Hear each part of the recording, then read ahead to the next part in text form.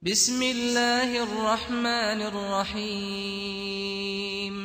Saudaraku, dirikanlah salat jika engkau takut kepada Allah yang Maha Besar, karena Dia mengancam orang yang tidak salat dengan memasukkannya ke dalam neraka. Dibakar teriknya matahari saja, engkau tidak sanggup menanggungnya, lalu bagaimana mungkin engkau mampu menanggung panasnya api neraka? Panasnya api di dunia ini merupakan satu bagian dari 70 bagian panasnya api di akhirat. Manusia yang dijatuhkan ke sana selama 70 tahun, dia belum mencapai dasarnya neraka. Ini menunjukkan dalamnya jurang neraka tersebut. Apakah engkau suka, wahai saudaraku, jika pada hari kiamat kelak engkau termasuk orang-orang yang berdosa karena engkau tidak termasuk orang-orang yang mendirikan salat? Apakah engkau suka jika Allah Subhanahu wa ta'ala berfirman kepada para malaikatnya yang keras dan kasar, "Khudhuhu faghulluh, thumma al-jahima salluh, thumma fi silsilatin dhar'uha sab'una dhira'an faslukuh." Tangkaplah dia, lalu belenggulah tangannya ke lehernya, kemudian masukkanlah dia ke dalam api neraka yang menyala-nyala. Kemudian belitlah dia dengan rantai yang panjangnya 70 hasta. Al-Quran Surat Al-Haqqah ayat 30 sampai 32. Bukankah engkau setuju denganku bahwa meninggalkan salat merupakan kedurhakaan? Namun begitu, mengapa engkau meninggalkannya? Apakah engkau mendapatkan jaminan dari Allah bahwa Dia akan mengampunimu? Mestinya engkau sudah mendengar pengarahan Allah Subhanahu wa ta'ala kepada Rasulnya, "Qul inni akhafu in 'asaitu rabbi 'adzaba yaumin 'azim." Katakanlah, wahai Muhammad, aku benar-benar takut akan azab hari yang besar, hari kiamat, jika aku mendurhakai Rabbku. Al-Quran Surat Al-An'am ayat 15. Manakah yang lebih mulia di sisi Allah, Anda ataukah Rasul Sallallahu Alaihi Wasallam? Kalau menurut pandanganmu bahwa Rasul Sallallahu Alaihi Wasallam lebih mulia daripada dirimu, dan memang begitulah yang benar, beliau Sallallahu Alaihi Wasallam merasa takut kepada Allah, sementara engkau tidak merasa takut kepada Allah. Sekiranya engkau diancam oleh seorang polisi, tentu engkau akan mempertimbangkan apa yang hendak diperbuatnya. Jika engkau diancam penguasa, tentunya engkau merasa tidak tenang karena takut. Jika engkau diancam oleh pemimpin tertinggi di negaramu, tentunya engkau akan gemetar ketakutan. Lalu, bagaimana jika engkau diancam oleh Allah, Zat yang Maha Berkuasa? Hendak kemana engkau akan lari? Dan kepada siapa engkau akan mencari perlindungan? Apakah ratapan dan tangisanmu dapat menyelamatkanmu ketika engkau mendekam di neraka jahanam? Faidah macam apa yang akan engkau simpan demi kepentingan akhiratmu jika engkau tidak melaksanakan salat? Kerugian macam apa yang engkau derita jika engkau mendirikan salat? Mana yang lebih engkau sukai, bersama orang-orang yang berbahagia di surga, ataukah bersama orang-orang yang celaka di neraka? Saudaraku, dirikanlah salat, karena engkau sangat membutuhkan Allah, dan kenalilah Dia di saat lapang, niscaya Dia akan mengenalimu di saat sempit. Dirikanlah salat, dan janganlah sekadar menjadi seorang muslim di mulut saja, sehingga engkau menisbatkan dirimu kepada Islam, sedangkan Islam berlepas diri darimu. Janganlah engkau menjadi penolong untuk menghancurkan Islam dan meruntuhkannya. Banggalah dengan Islammu. Dirikanlah salat, niscaya engkau akan menjadi penolong bagi saudaramu sesama muslim yang baik. Engkau memperbanyak jumlah mereka, mendukung mereka, menundukkan musuh, dan meminimalisir, mempersedikit jumlah orang-orang munafik. Dirikanlah salat, niscaya Allah yang Maha Pengasih akan ridha kepadamu dan membuat setan marah, serta engkau dapat menolak tipu daya orang-orang yang suka melakukan tipu daya. Dirikanlah salat, karena salat itu merupakan cahaya yang mengenyahkan kegelapan dan kebatilan. Engkau memasukkan petunjuk dan kebenaran ke dalam hati, menyinari kegelapan kuburmu, dan di keningmu akan ada cahaya yang berkilauan pada hari kiamat. Saudaraku, dirikanlah salat, karena salat itu faktor paling besar bagimu untuk mencegah kedurhakaan dan belenggu yang paling kuat untuk menahan setan dan syahwat. Dirikanlah salat, karena hisab itu berat, dan yang menghisab, yang menghitung amal-amal Anda adalah Allah yang Maha Kuasa. Orang-orang kafir pada saat itu berharap sekiranya saja pada hari itu mereka menjadi debu.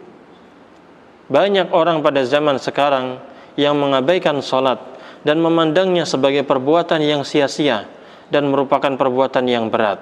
Jika engkau mengingatkan mereka untuk mengerjakan salat, tentu mereka mencari alasan ini dan itu, bahwa dia sedang sibuk mengurusi banyaknya masalah. Ada lagi yang beralasan pakaiannya tidak suci sehingga tidak sah untuk sholat. Jika dia pulang ke rumah, maka dia akan berganti pakaian dan barulah sholat di rumahnya.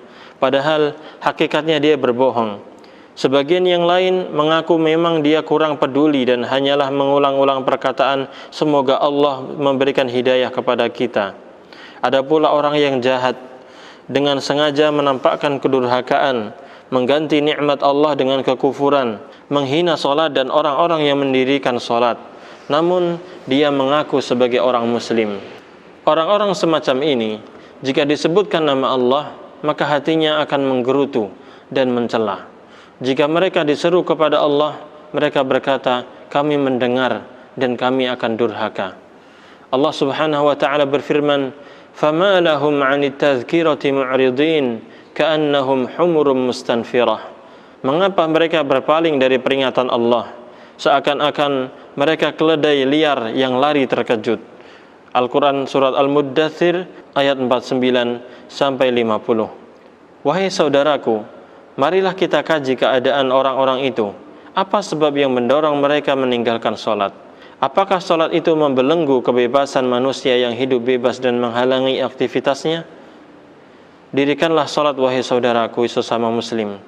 Aku mengharapkan kebaikan bagimu seperti kebaikan yang kuharapkan bagi diriku sendiri selagi engkau saudaraku dalam Islam. Dirikanlah salat dan takutlah sekiranya engkau dikumpulkan dalam golongan orang-orang kafir. Dirikanlah salat dengan ikhlas, khusyuk dan tuma'ninah. Mudah-mudahan Allah memasukkan kita ke dalam surga. Ketahuilah wahai saudaraku bahwa Allah Ta'ala memuji orang-orang yang menjaga salat serta menjanjikan surga Firdaus kepada mereka. Dan surga Firdaus adalah surga yang paling tinggi dan atapnya adalah Arsyur Rahman, arsy-Nya Allah Tabaraka wa Ta'ala.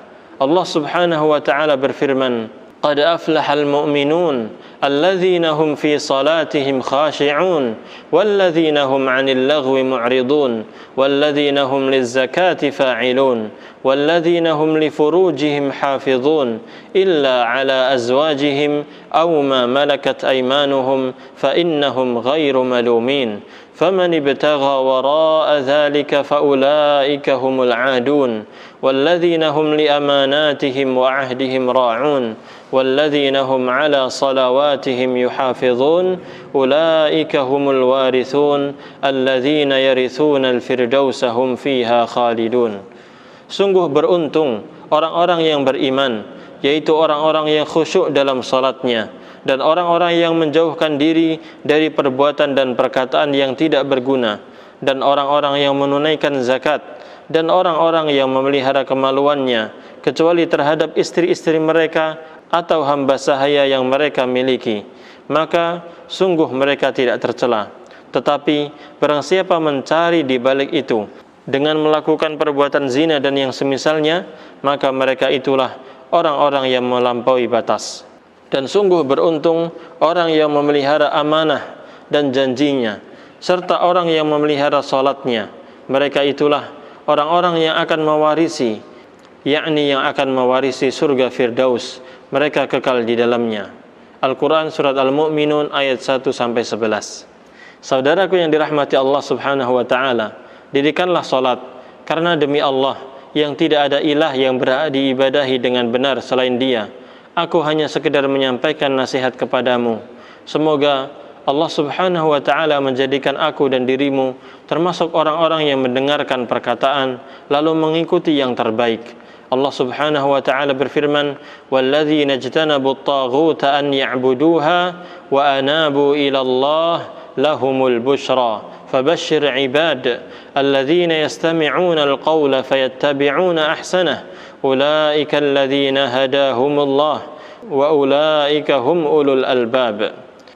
Dan orang-orang yang menjauhi taghut, yaitu tidak menyembahnya, dan mereka kembali kepada Allah, mereka pantas mendapatkan berita gembira. Sebab itu, sampaikanlah berita gembira itu kepada hamba-hambaku, yaitu mereka yang mendengarkan perkataan lalu mengikuti apa yang paling baik darinya. Mereka itulah orang-orang yang telah diberi petunjuk oleh Allah, dan mereka itulah orang-orang yang mempunyai akal sehat. Al-Quran Surat Az-Zumar ayat 17 sampai 18.